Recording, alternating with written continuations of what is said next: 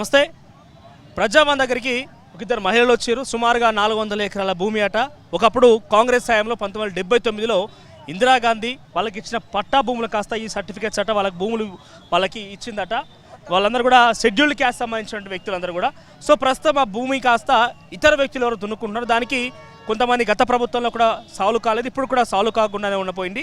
ప్రస్తుతం జూపల్లి కృష్ణారావు అయినా సాయం చేస్తున్నారు. ఆయన కూడా వాళ్ళకే ఎవరైతే దాన్ని కబ్జా చేశారో లేకపోతే ఎవరైతే అన్యక్రాంతం చేసిన రకంగా ఇతర వ్యక్తులు సాగు చేసుకుంటారో వాళ్ళకే మద్దతు కనిపిస్తున్నారంటే కూడా ఇద్దరు మహిళలు 400 ఎకరాల భూమి సమస్యను తీసుకుని ఈరోజు ప్రజావాణి కార్యక్రమంకి వచ్చారు. ఒకసారి వాళ్ళు మాట్లాడదాం. ఏమైందమ్మా ఈరోజు ప్రజావాణికి ఎందుకు వచ్చారు? అవును సార్, రేవంత్ రెడ్డి సార్ని కలుసుదామని వచ్చినాం. లేదు సార్, నేను రాటి 2 సార్లే, రెండోసారి. ఎప్పుడు శుక్రవారం మంగళవారం అని చెప్తారు, ఇది 2సారి. ఒక్కసారి రాలే, 2 సార్లు కలవాలి. ఇప్పుడు ఇంతమంది వస్తున్నారు ప్రజాభవన్లో. ఇప్పుడు మొత్తంలో మా మండలంలో పని చేయకపోయారు సార్లు, కలెక్టర్ ఆఫీసులో పని చేయకపోయారు, మళ్ళీ ప్రజాభవన్లో కూడా పని చేయకపోతే మళ్ళీ మేము ఏడుకోవాలి. ప్రజాభవన్కి శుక్రవారం మంగళవారం వస్తా, మాట్లాడతా, మీ సమస్యలు ఏమన్నా ఉంటే నేను తీసుకుంటా అని అన్నాడు కదా. మళ్ళీ ఇవాళ ఇంతమంది వచ్చినాము, మళ్ళీ ఆయన యాదో ఒకటి పని మీద పడి చక్కగా వెళ్ళిపోతే అంటే అసెంబ్లీ నడిస్తే మొన్న మంగళవారం ఏమైంది, అవతల ఏమైంది, మళ్ళీ ఇది ఇంతవరకు రాలేదు. ఒక్కసారైనా రావచ్చు కదా. మీరు ఎంతసేపు ఉన్నా మీరు చూసుకుంటారు, ఉన్నలు చూసుకుంటారు. అసలు ఎస్సీలన్నా అనగదొక్కుతున్నారు, బీసీలు. ఇప్పుడు బీసీలు ఎమ్మెల్యేలు కాబట్టి తప్పు. మొత్తంలో మా ఎస్సీలలో దాంట్లో వస్తే మేము ఎస్సీలలో సమస్య ఏం లేదు. మా భూములు రంగవరం రైతులు దున్నుకుంటుండరు. ఆ ఊరు ఈ ఊరు ఇందరమ్మ ఇచ్చినవి అవి. అయితే ఇందరమ్మ ఇచ్చింది మా భూములు అవి. అయితే రంగవరం పోయేవాళ్ళు దౌర్జన్యంగా పోయినట్లే. ఇక ఈ ఫోటోలు కూడా తీసుకో, పోయినట్లే కొడుతుండరు. మేము దున్నొచ్చినాక రాత్రిపూట పోయి బుడ్డలు వేసి వచ్చిండ్రు. బుడ్డలు వేసి వచ్చినాక ఎవరైతే పొలం మీద ఉన్నారో వాళ్ళకే చేయమని ఎమ్మెల్యే చెప్తాడు. అయితే అది కరెక్టా? మళ్ళీ మేము ఇట్లా తండ్ల తినది కరెక్టా? మీది 4 ఏళ్ళు నడుస్తుంది నేను తిరగబట్టి. అంతకుముందు మా వరాలు మాకే ఉన్నాయి, మాకే ఉండవి. ఉలువలు వేసినాము, కందులు వేసినాము, గొర్రెలు తినిపోయేది, అన్ని తినిపోయేది. ఇప్పుడు కాలువ వచ్చింది, ట్రాక్టర్లు అల్లకుండవి, కట్టెలు కూడా కొడతారు, కట్టెలు కొట్టి అమ్ముకుంటారు వాళ్ళు. ఆ కట్టెలు కొట్టి అమ్ముకున్న ఉడక పోలీసులు ఉడక ఏం పట్టించుకోరు, వాళ్ళకి ఇస్తే మరసంగా ఉంటారు. కేసీఆర్ ఉన్నప్పుడు నాకు ఇది తెలవాలే, లేకుంటే వస్తున్నా అప్పుడు ఉడక అప్పటి నుంచి దేవలాడుతూనే ఉంటా. ఎవరు అక్కడ హర్షవర్ధన్ రెడ్డికి తెలుసు, కూర్చోబెట్టి మాట్లాడారు అని అన్నాడు. హర్షవర్ధన్ రెడ్డికి ఎంతసేపు చెప్పినా వాళ్ళు ఆ ఊరోళ్ళు ఈ ఊరోళ్ళు కూర్చోబెట్టి మాట్లాడారని ఈనాడులో భాస్కర్ రెడ్డికి ఒప్పచెప్పిండ్రు. ఈనాడులో భాస్కర్ రెడ్డికి ఒప్పచెప్తే సత్యమ్మ వాళ్ళు ఇంటలేరు, రంగవరం వాళ్ళు నేనేం చేస్తున్నాను వాళ్ళు ఇంటలేరు అని అంటే ఎంతసేపు ఉన్న సారోళ్ళకి ఇన్న అవి ఇవి అందించడం కానీ మాతోనే కూర్చొని మళ్ళీ అవును 350 ఎకరాలు కదా, తలా 2 ఎకరాలు తీసుకుందాం అని మాట్లాడచ్చు కదా. నా దగ్గర మా కులం లేదా, కూర్చొని మాట్లాడు. సరే మేము బొయ్యలం అనుకో, మా దాంట్లో ఉడక లేనోళ్ళకు తీసుకో, ఉన్నోళ్ళు లేనోళ్ళు సరే 2 ఎకరాలు.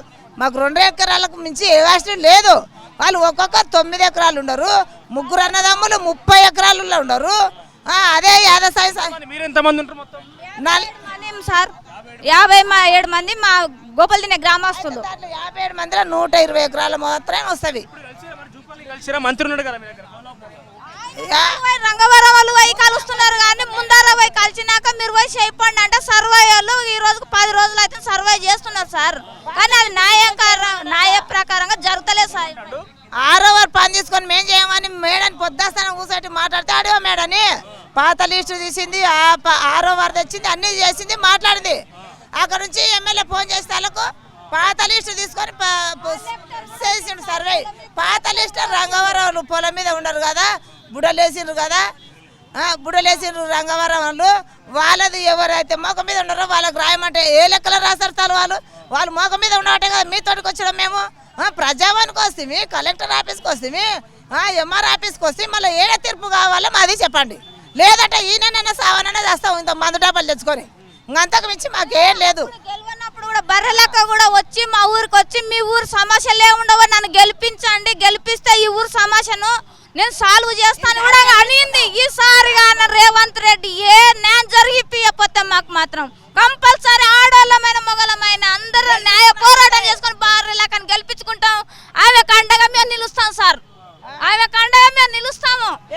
ఏడైనా పోతాము కానీ ఎక్కువ అంత బీసీలు అంత ఒక పార్టీ అయ్యి అమ్మాయి ఎక్కుతున్నారు, ఎస్సీలను అనగదొక్కుతున్నారు, మొత్తం బీసీలు ఒకటైతున్నారు.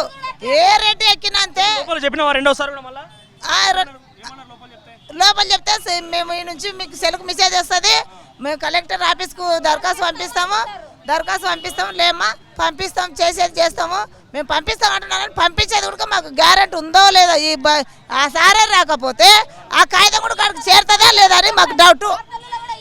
సార్ ఆ ఫైలు తీసుకొని మడత పెట్టేస్తున్నారు అని వింటున్నాం. ఆడే మా డౌట్ రాదా సార్? డైరెక్ట్ కలిసింది ఎట్లుంటది? నీ ఫైల్ తీసుకున్నావు కరెక్టే, ఆడ పెడుతున్నావు, అది నీకు అంటుతుందా లేదా మాకు ఎట్లా తెలుస్తుంది?